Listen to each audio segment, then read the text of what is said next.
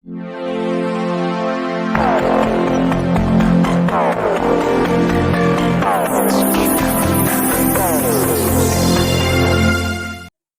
काँग्रेसमध्ये अलीकडच्या काळामध्ये नेतृत्व राहिलेलं नाही. विलासरावजी देशमुख साहेबांचा सारखंच नेतृत्व आज देवेंद्र फडणवीस साहेब असतील, आपल्या देशाचे पंतप्रधान नरेंद्र मोदी साहेब असतील, एक विकासाभिमुख नेतृत्व, एक आश्वासक नेतृत्व आपल्याला पाहायला मिळतंय. काँग्रेसमध्ये आज नेतृत्व असं आहे की कार्यकर्त्यांना वापरायचं आणि बाजूला फेकून द्यायचं. भारतीय जनता पार्टीमध्ये आज देवेंद्र फडणवीस साहेब असतील, नरेंद्र मोदी साहेब असतील, सर्वांचा सन्मान करणारं हे नेतृत्व आहे असं मला जाणवलं. म्हणून मी भारतीय जनता पार्टीमध्ये प्रवेश केला.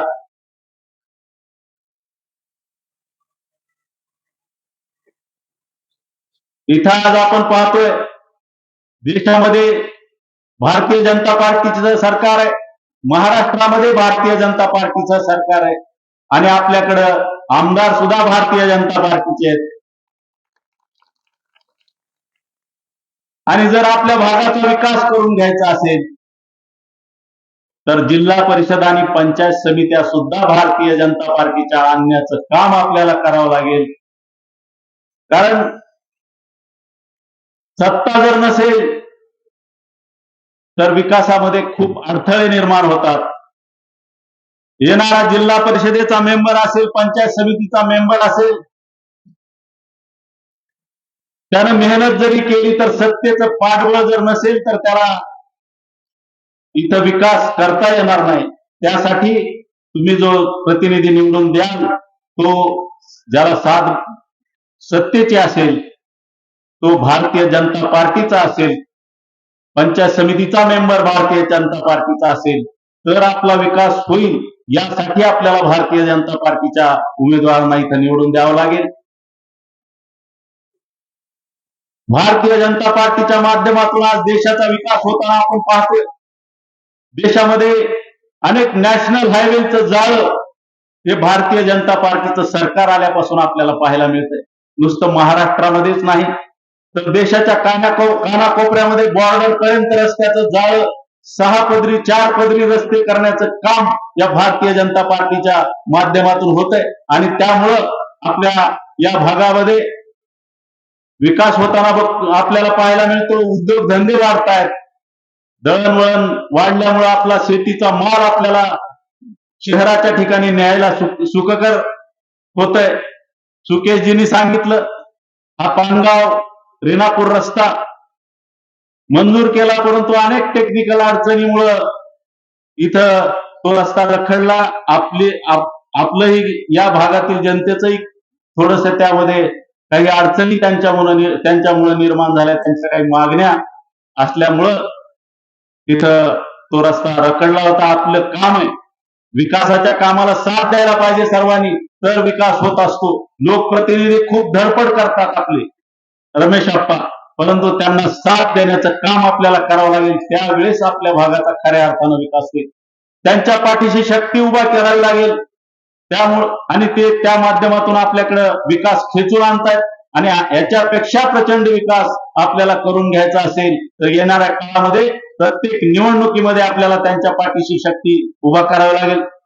इथं भूलथापा मारतील विरोधी पक्षाची मंडळी, काहीतरी वेगळे वेगळे फंडे वापरतील आणि या निवडणूक विकासापासून दूर नेऊन काहीतरी भूलथापा मारून आपल्यामध्ये संभ्रम निर्माण करून स्वतःच्या स्वार्थासाठी काही मंडळी हे काम करतील आणि त्यावेळेस जर आपण चुकलो तर आपल्याला 5 वर्ष पुन्हा मागे जावं लागेल. यासाठी आपल्याला भारतीय जनता पार्टीच्या मागे उभा टाकायचं. आप्पा खूप चांगल्या पद्धतीनं काम करतायत.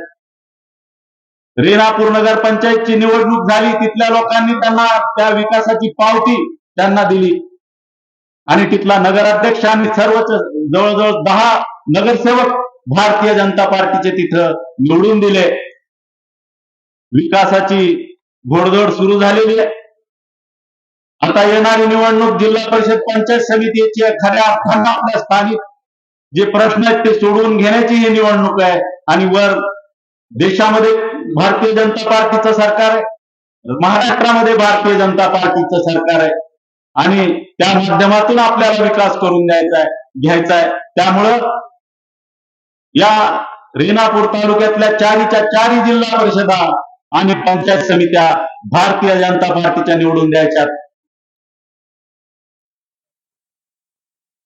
परवाच आपल्याकडे भोकरंबा या ठिकाणी आम्ही कामखेडा जिल्हा परिषद सर्कलचा मेळावा घेतला.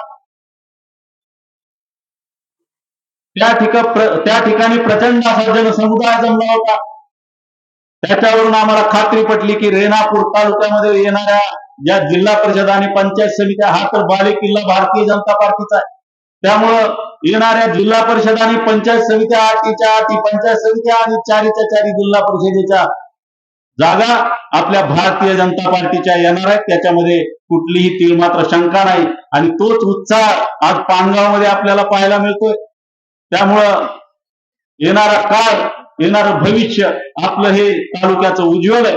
त्यासाठी आज मी काय जास्त सांगणार नाही, कारण आपण सर्वजण भारतीय जनता पार्टीवर प्रेम करणार आहे. हा बालेकिल्ला आहे आणि या माध्यमातून निश्चितपणे भारतीय जनता पार्टीचाच विजय या ठिकाणी होणार आहे ही खात्री आम्हाला पटते.